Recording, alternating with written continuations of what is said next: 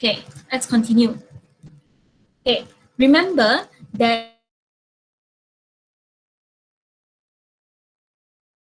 sunyi. So bila disunyi, dia kena ada teman. So your verb will have S. Like for example, Ali. Ali seorang je, sunyi. So we say Ali picks the book. Or something that you cannot count. For example, water. Then we will say water does not mix well with oil. Okay, this one you learn it since your Form 1. This is just a revision. Remember, kalau subject dia singular, dia sunyi, so verb kita tambah S. But if the subject is plural, more than one people, then it's not sunyi, then we will not use any S on the verb. For example, the lambs, already more than one lamb. So dah sunyi dah. So the lambs do not work. Alright, so far do you have any questions? No. Okay, thank you. Alright, so now,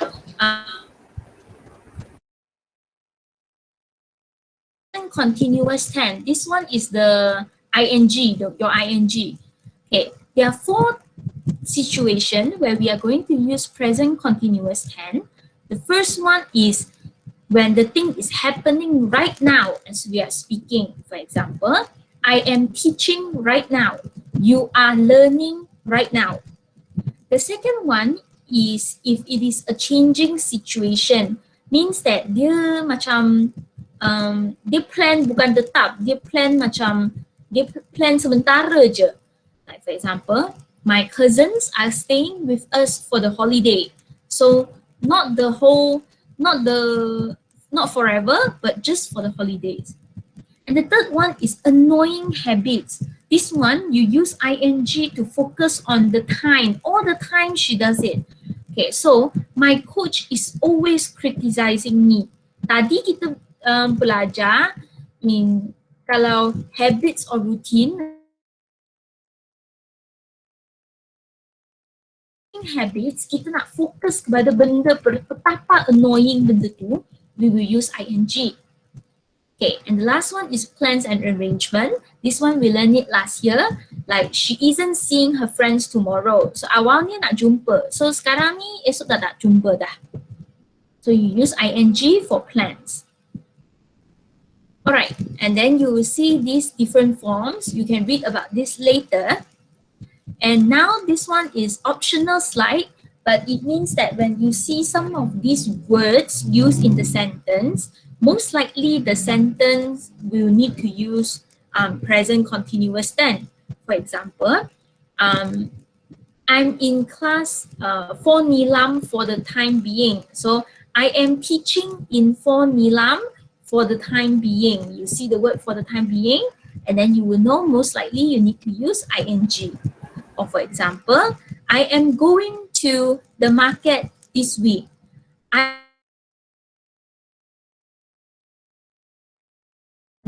So when you see some of these words, most likely means the sentence need to be present continuous tense. All right, any questions so far? No. Okay, No, thank you.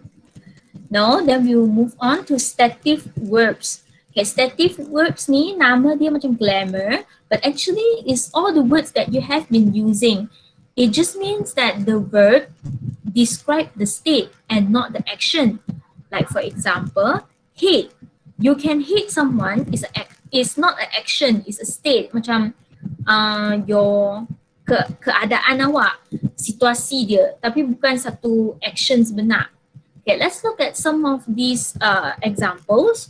So stative verbs talks about feelings, emotions, senses, state of mind, and possession. Means that what are you thinking? Macam tu.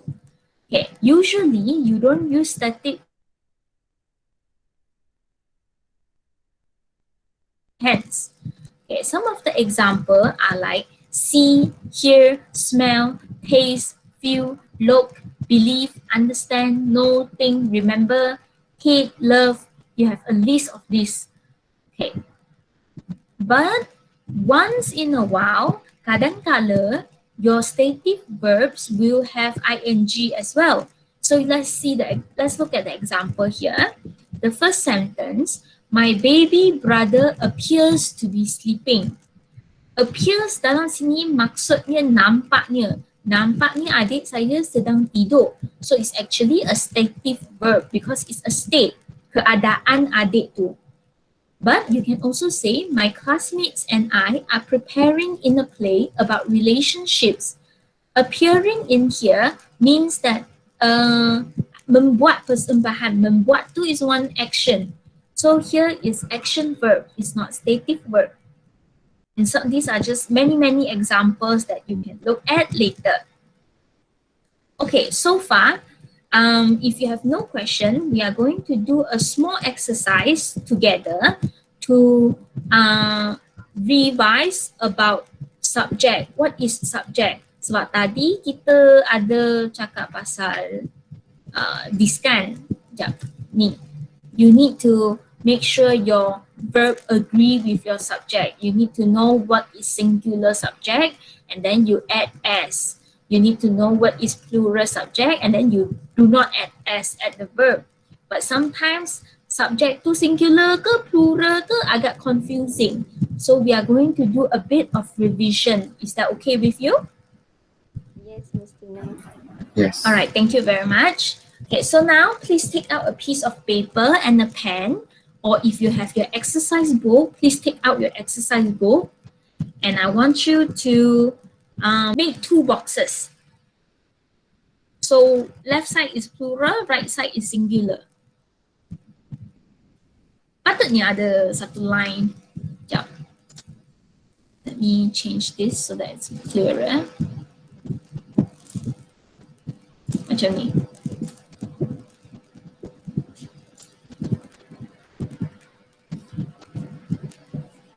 All right, 30 seconds. Very quickly, you draw this.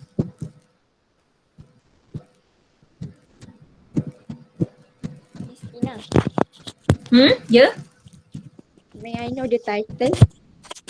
Oh, the title is this subject. It's just revision about subject. Okay.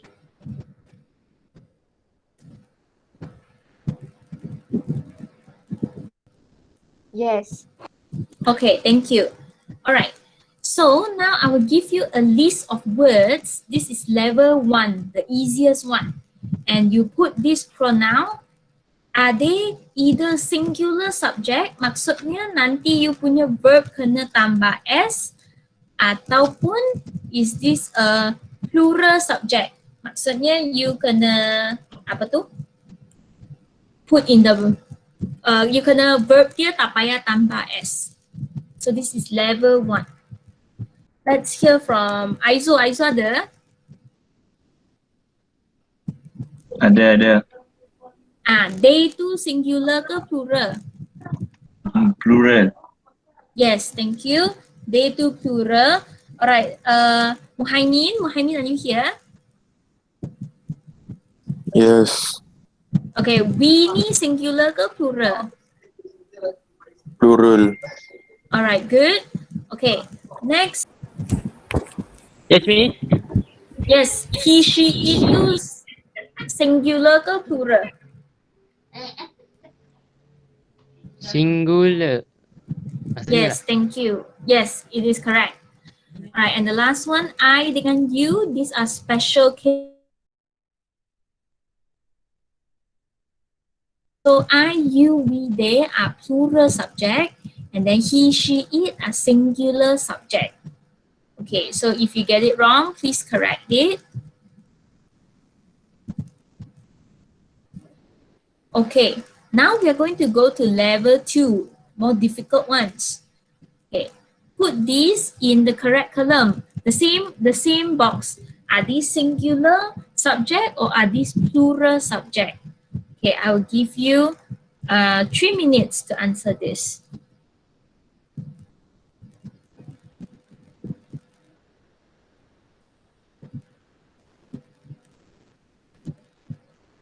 All right.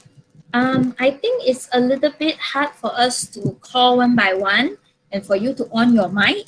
So I'm going to call your name and give you the, like, for example, I say, okay, for example, I say, Tina, please do this pen, singular or plural. And then this pen is obviously singular. So you type in the chat, this pen, singular, sorry, singular subject, macam tu. And send to everyone. Okay? All right, let's do that. Okay, so I'm gonna call a few names. Liana, please do those people. Natasha Nazira, please do that cat.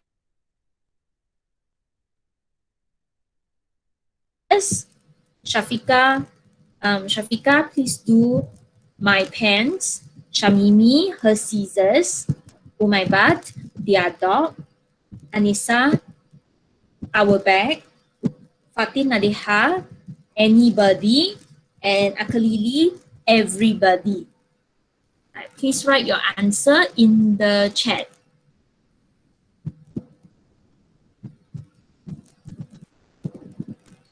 Okay.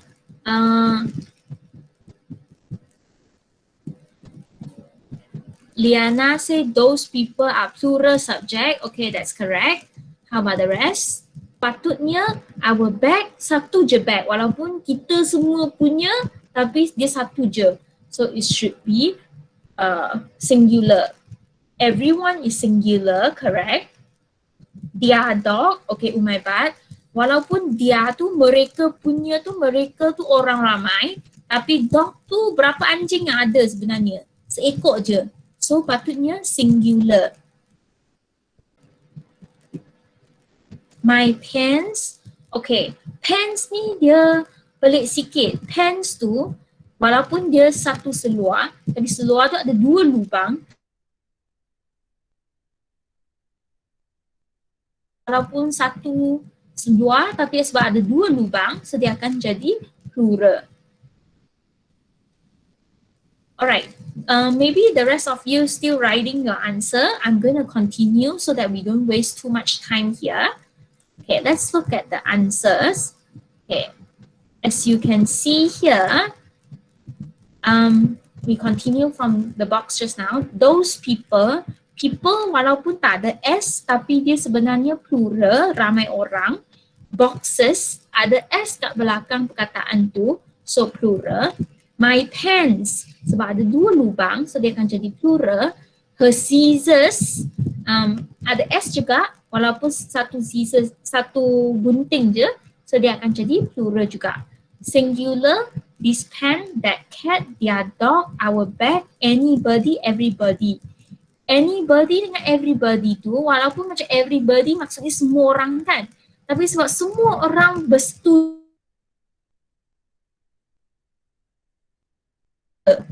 so dia akan pelik sikit, mungkin kena hafal sikit kat sini. Alright, so remember when we look at singular subject ke plural subject, kita fokus kepada perkataan kat belakang, bukan perkataan kat depan macam boxes, pens, scissors, pen, cat, dog, bag, macam tu. Alright, let's go to level 3. Now you are going into countable and uncountable. Usually, everything that cannot be counted is considered singular. Okay, everything that could not be counted is singular.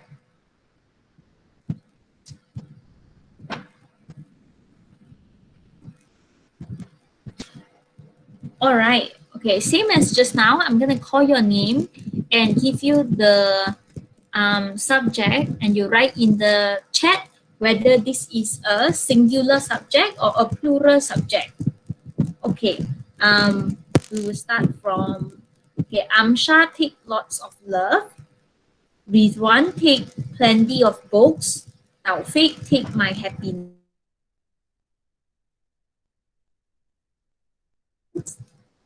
Shamil, your blonde hair.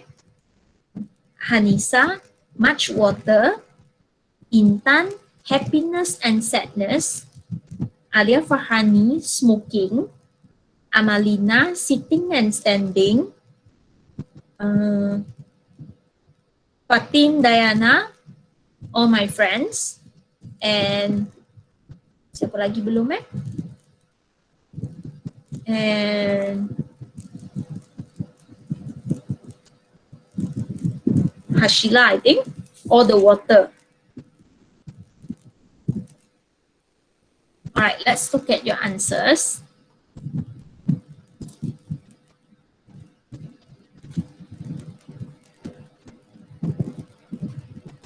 All right.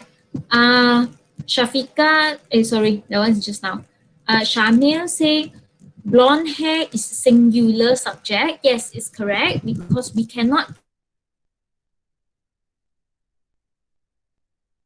Now say sitting and standing is plural. Yes, sitting is one action, standing is one action. So you add together, you have two action. We cannot count sitting and standing, but we can count how many action. So dua action, plural lah. Okay, all my friends, ada pun S, so plural.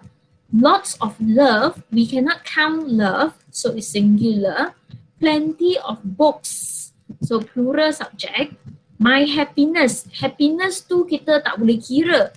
So dia idea abstract, so kita guna singular. All the water tak boleh kira, singular juga. Much water, okay Anissa, much water is still singular subject. Because we cannot count how much water we use. Okay, smoking is singular. Yes, smoking we cannot count, so we put singular, but we counted it as an action. If you say smoking and drinking, then that's two actions, so it will be plural subject. All right, let's look at the answers. There you go. So the singular ones are lots of love, my happiness. Okay, here you see equipment used to clean the drains. Drains tu ada S, tapi fokus dia you kena tahu betul-betul. Dia merujuk pada peralatan yang diguna untuk membersihkan longkang. So tak kisahlah longkang awak berapa S, paling penting peralatan dia. Peralatan walaupun ada banyak tapi kita tak boleh nak kira. So we counted it as singular. Happiness and sadness, two feeling, so we use plural. Sitting and standing, two action, so plural. All my friends, many people, so plural.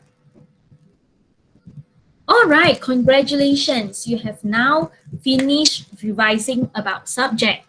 Yeah. So remember, if it is a plural subject, you use verb without S. So for example, sitting and standing are both good for our health. Or sitting and standing encourage blood flow, no S. But if you use a singular subject, for example, smoking. Smoking does not encourage. You have ES behind your do. Smoking does not encourage healthy body.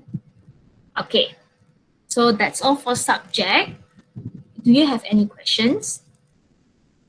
No. No. No. Okay, if you have no problem, then I would like to teach you another grammar form. This is supposed to be something you learn in Form 4 as well. I'm sorry, I know today is very hectic. You have learning a lot of things, but you can have 2 weeks to slowly digest this later. Okay, the part 2 we are learning about relative clauses. Relative clauses, you see it a lot in stories or any sentence you read online, but maybe you are not sure they are called relative clauses. Okay, relative clauses give us more information about the subject or the object of a sentence. And relative clauses are introduced by following relative pronouns. Okay, let's just look at some example sentence. The little girl who I look after during the day is adopted. Perempuan tu yang saya babysit sebelum ni di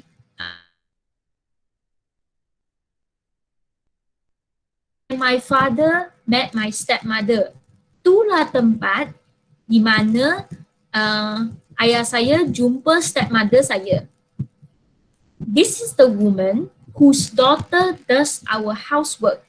Inilah perempuan yang mana anak dia tolong kita buat kerja rumah. So you can see relative clauses ni lebih kurang macam BM, kita tambah yang. Macam tempat yang besar. But then that one is short. Like in English we just say a big space. But if you want to say tempat yang kita guna sebagai tempat latihan, the place where we use as the training place. So you dah tengok dia bagi info lebih pasal the place tu. Okay, so you will see a lot of relative pronouns in your sentences. You have who, whom, which, that, where, why. Merujuk kepada orang. Whom pun merujuk kepada orang juga. Tapi whom ni biasanya merujuk kepada penerima action. So for example, I gave the book to Akalili, whom is my student. So Akalili tu penerima action dan dia ialah student saya, macam tu. Which merujuk kepada benda. That we use that quite a lot in almost all the sentence. Later you will see example. Where tu di mana, why tu kenapa, when tu merujuk kepada masa, and whose ni merujuk kepada siapa punya. So for example, Miss Tina, whose water bottle is green color, is teaching now. So Miss Tina yang mana water bottle dia, kepunyaan water bottle dia tu hijau punya, dia tengah ajar sekarang. Now let's look at more examples to help you understand this. Okay, there are two types of relative clauses. They are defining and later you will see non-defining. Okay, nama dia fancy tapi jangan takut. Okay, we will see. Defining means it gives us important information which we need in order to understand the meaning of the sentence. Maksudnya kalau tak ada info ni, kalau tak ada yang ni, kita tak faham langsung ayat tu. Ataupun ayat tu maksud dia tukar semua. For example, the chores that I hate most is washing up. Benda kerja rumah yang paling saya benci ialah basuh pinggan. Okay. The sentence would not make sense without which ataupun that I hate most. Okay, and you see, we are very lazy people, so we will omit the relative pronoun. Omit maksudnya kita keluarkan, kita batalkan, kita kurang tulis. Okay, we omit the relative pronoun in a sentence with that defining relative clause. So for example, the men that I invited to the party are my uncles. Okay, so laki yang saya jemput ke parti saya tu ialah uncle saya. Tapi kalau you tak ada ayat tu langsung, jadi laki ialah uncle saya. Macam pelik je ayat ni. So mestilah kena ada bahagian parti tu, betul tak? So we can just straight away tak payah tulis who, tak payah tulis that. Straight away, the man I invited to the party. Good, thank you. We are gonna look at non-defining. Sikit lagi je. Okay, non-defining means that it gives us extra information that we do not need. Kalau tak ada pun tak kisah. Okay, so contohnya ayat dia, Molly, who often gossip, doesn't get along with her peers. Molly yang suka gossip tu tak rapat dengan kawan dia. Tapi kalau kita keluarkan bahagian gossip tu, kita cakap Molly tak rapat dengan kawan dia, pun okey juga. Tak adalah rasa macam ayat tu tak lengkap. So, bila dia bukan yang betul-betul perlu, we use comma to separate the clauses. So, you see in the example, dia ada comma depan, comma belakang. But we cannot omit the relative pronoun. Tak boleh nak keluarkan who tu, tak boleh. That often gossip doesn't get along with the peers, tak boleh. That tu memang guna untuk defining clauses sahaja. Okay, so that's the notes part. Any question?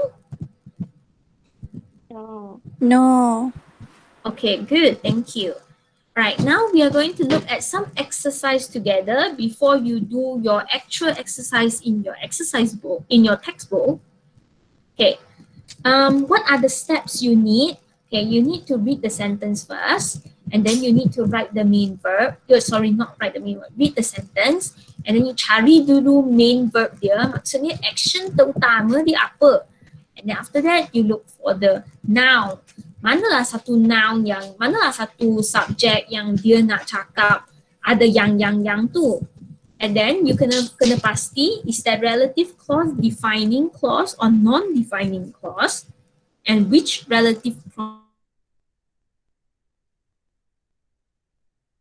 defining relative clause you kena tambah comma. So ada 6 working step, nampak macam panjang, but actually once you get familiar with it, you will go through it very fast. Okay, so let's go step by step. Okay, let's just read the sentence first. Okay, this is actually an exercise I picked from your Form 4 Full Blast textbook. Okay, let's just do first 2 together. Okay, the first one is sorbing. Sorbing is actually a sport. Okay, you need to choose between which or that. Is an activity from New Zealand. Is popular around the world nowadays. And then the second sentence, this is the website. You need to choose between which or where. I found the information about skydiving. Okay, now step 1 is, if we follow this, step 1 read the sentence. Okay, kita dah baca. So step 2 is, what is the main verb?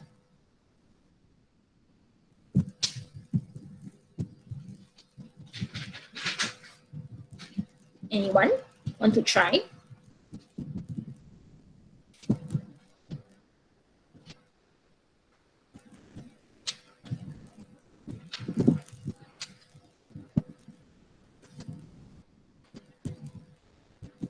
Okay, ataupun siapa-siapa boleh translate ayat ni tak?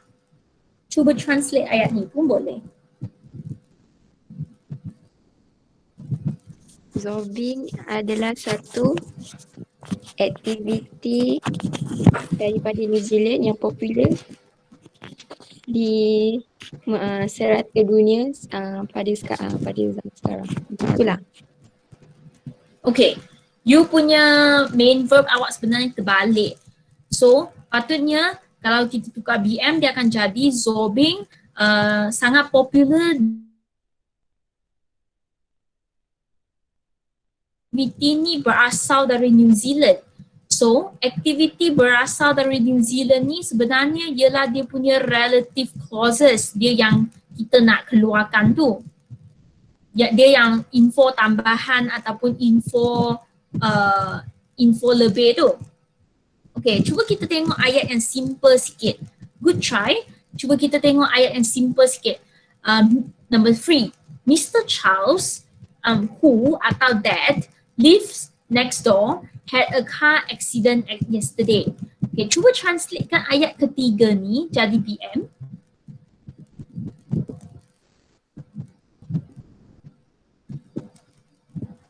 Ada siapa-siapa?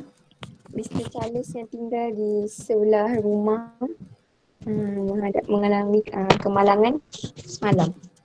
Yes, very good. Okay, before you close your mic, boleh tak bagi tahu yang paling penting dalam ayat ni, dia nak bagi tahu apa sebenarnya? Had a car accident. Mana dia punya main verb?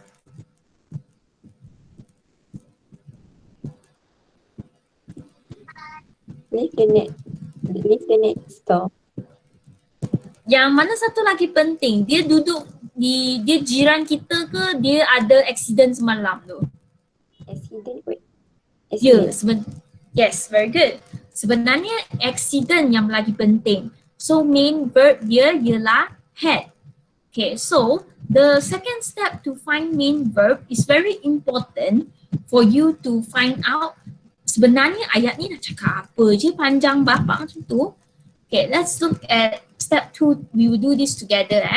Okay, the first one, sobbing, is an activity from New Zealand. It's popular around the world nowadays. The main verb is the second is.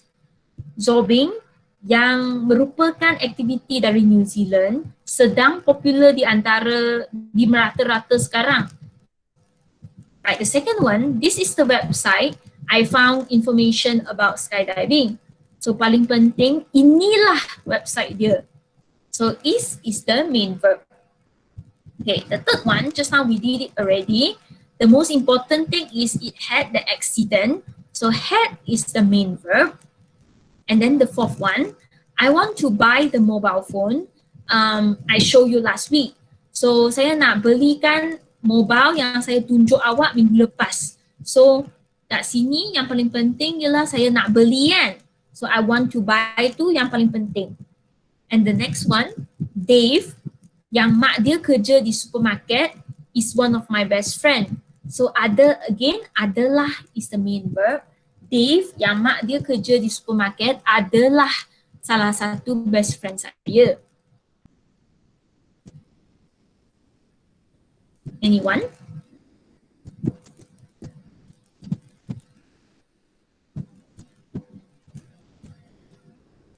Should be caught, tangkap. So security guard tu tangkap fans. Fans yang macam mana? Fans yang dia cuba masuk tanpa tiket. Alright, Venezuela di mana Maria yang lahir ialah satu negara yang cantik. Ialah tu yang penting. Okay, I'm gonna go slightly faster so that we can finish not so late and you can go off to do your work. So patutnya you dah boleh cari kata nama dia. Okay, let's have someone answer this. Can anyone tell me which is the kata nama in first sentence? Anyone?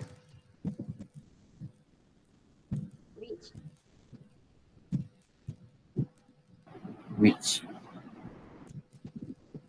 Kata nama sekarang. An activity. Zobbing.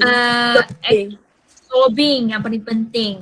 So this is the whole noun with relative clauses. So relative clauses dia, info tambahan dia ialah an activity from New Zealand. Tapi kata nama yang paling penting tu ialah sobbing. Okay, kita cuba sekali lagi. For question number 2, where is the kata nama paling penting? Skydiving. Inilah apa? Website. Website yang paling penting. So, website yang paling penting, inilah website. Lepas tu relative clause dia, info tambahan dia ialah di mana saya cari pasal skydiving. Alright, let's try the next one. Okay, mana kata nama paling utama dia? Mr. Charles. Mr. Charles. Very jiran saya. Okay, next one. Mana kata nama paling penting? Mobile phone. Very good, thank you. Mobile phone yang saya tunjuk minggu lepas. Next. Dave. Very good. Dave, di mana mak dia kerja di supermarket. Mak dia kerja di supermarket tu info tambahan. Alright, next. Security guard. Okay, security guard ni ialah pembuat action, betul. Tapi yang kita ada info tambahan ni pasal security guard ke pasal siapa? The fence. The fence. Very good. And the last one, apa kata nama penting dia? Venezuela. Maria. Venezuela. Di mana Maria lahir tu ialah info tambahan. Venezuela ialah negara yang cantik. So paling penting ialah negara dia, Venezuela. Venezuela tu nama negara Okay. So kita sekarang ni nak fahamkan step 4. Info ni penting ke tak? Kalau info ni kita tak ada tu, boleh ke tak kita faham ayat tu? Kalau boleh, maksudnya kalau kita keluarkan ayat pun tak apa tu, maksudnya is non-defining clause. Kalau mesti ada, maksudnya defining clause. Okay, let's look at the first one. Zorbing, which the activity is from New Zealand, is popular around the world. Ni info yang paling penting ke ni info tambahan? Penting. Okay, cuba kita keluarkan ayat ni, kita akan jadikan zorbing tengah popular merata-rata. Ayat ni okey ke tak?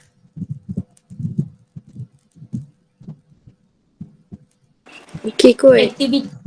Okay, good. Okay, so sebenarnya dia okay. Important information. So no is not important information. So maksudnya dia non-defining clauses sebenarnya. Okay, the next one. Website which I found information about diving. Yang ni info penting ke ni info tambahan? Penting. Yes, penting. Kalau tak nanti jadinya ayat inilah website. Website apa ni? Okay, so yes. Okay, the third one. Mr. Charles that live next door. Is it info penting ke info tambahan? Penting. Kita cakap Mr. Charles tu ada kemalangan. Dia jiran awak ke tak tu berkaitan dekat dengan dia ada car accident? Tak. Tak. So sebenarnya ni info tambahan. Tak apa. If you macam kenapa setiap kali I teka tu salah, it's okay. You just need more practice. Alright, the next one. Mobile phone I show you last week. Penting. Dia penting sebab kalau tak jadinya saya nak beli mobile phone. Mobile phone apa ni? iPhone ke ataupun Nokia? So yes, info penting. Alright. Dave, mak dia kerja di supermarket, is one of my best friend. Info pasal mak dia, info penting ke info tambahan? Tambahan. Very good, tambahan. So no, it's not important information. Okay, and then the next one. Fans trying to get into the concert without ticket. Is this important information or extra information? Important. Important, yes. Sebab kalau tak ada, nanti jadinya security guard tu tangkap fans. Tiba-tiba security guard tu tangkap je siapa-siapa. Right, the next one, last one. Maria was born is a beautiful country. Okay, is this Maria tu penting ke tak? Tak. Tu pun Venezuela cantik. So no, it's not important information.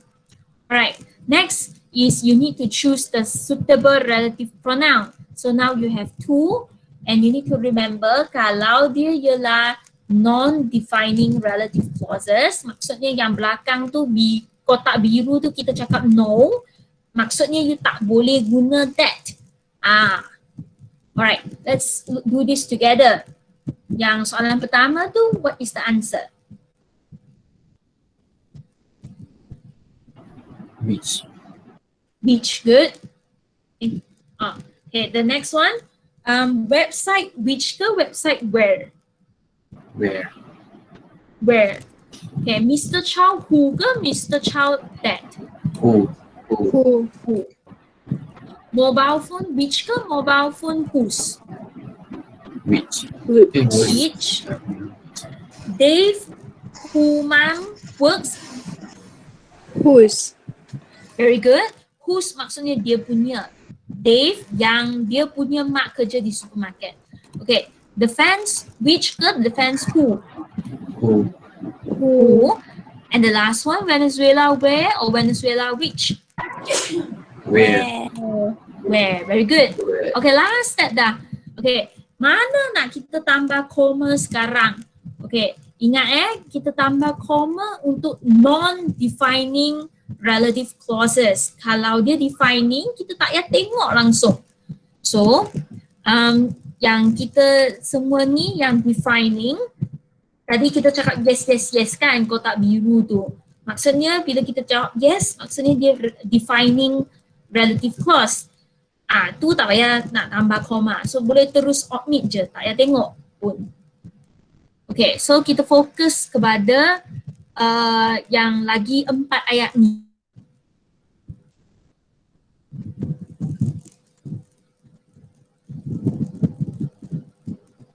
Alright, let me do one example for you. We add comma in front of the relative pronoun. So zobbing, comma, which is an activity from New Zealand.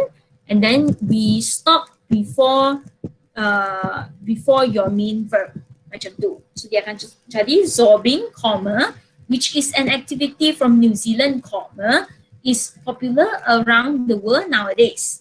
Okay, cuba you buat untuk soalan ketiga. Mana nak letak comma? So, Okay, Mr. Charles. Mr. Charles dengan lagi satu. Tak, sebelum next head. Alright. So, Dave, comma, whose mom works at the supermarket, comma, is one of my best friend. Venezuela, comma, where Maria was born, comma, is a beautiful country. Okay, dia memang confusing sikit benda ni, tapi nanti bila dapat nota, cuba awak baca sekali lagi, lepas tu fahamkan macam mana step by step kita nak jawab pasal relative clauses. You do it yourself, and I already have the answer here, so you can check later. And that's all for today. For today's task, I will give you a Google form. It's actually questions from your textbook, page 9 and page 11. So if you don't like the Google form, you can also look at your textbook, but you still need to write your answer in Google form so that I can check whether you get it correct or not. And I also wrote feedback. Lepas you jawab tu, bila you check balik you punya Google quiz, you dah terus dapat feedback daripada saya. Okay. Any questions? No. Alright, I'm sorry that this was so long.